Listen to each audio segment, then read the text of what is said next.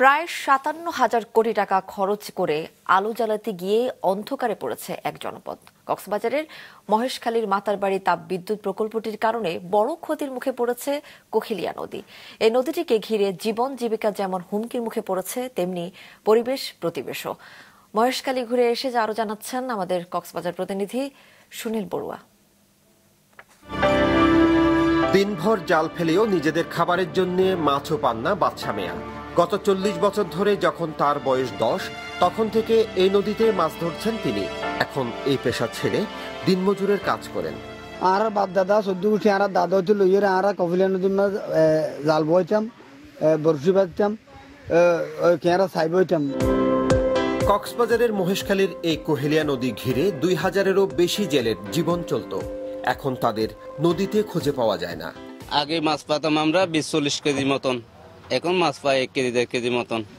এই বিদ্যুতের কারণে প্রায় মাইল মতো ইটকে ফাতার গিয়ে আছিল, এই ফাতার কি নদী এখন গুড়া করে লাগে এবং বড়াটা গিয়ে নালা সিস্টেম যখন এখন মাছ টাছ পাওয়া যায়, প্রায় মানুষ এখন কি বেকারও গিয়ে হাম খরচ নাই।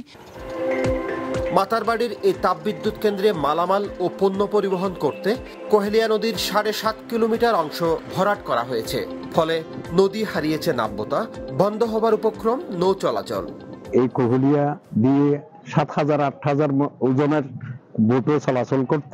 বর্তমানে উন্নয়নের নামে এই যে উন্নয়নের আলোতে যদিও বা এটা আলোকিত হয়েছে, কিন্তু আমাদের জীবন জীবিকা অন্ধকার আচ্ছন্ন হয়ে গেছে।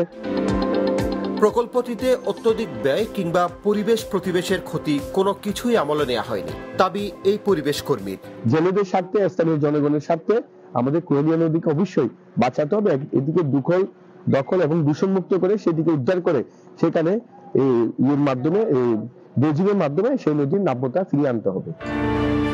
প্রকল্পে মাটি ভরাটের জন্য সাগরে বড় বড় ড্রেজার বসিয়ে বালু উঠানোর কারণে গত ১ বছর ধরে ভাঙনের শিকার হয়ে বিলীন হয়ে গেছে সাইটপাড়া, জাইল্লাপাড়া ও বাহিরপাড়ার ৬ শতাধিক বসতঘর।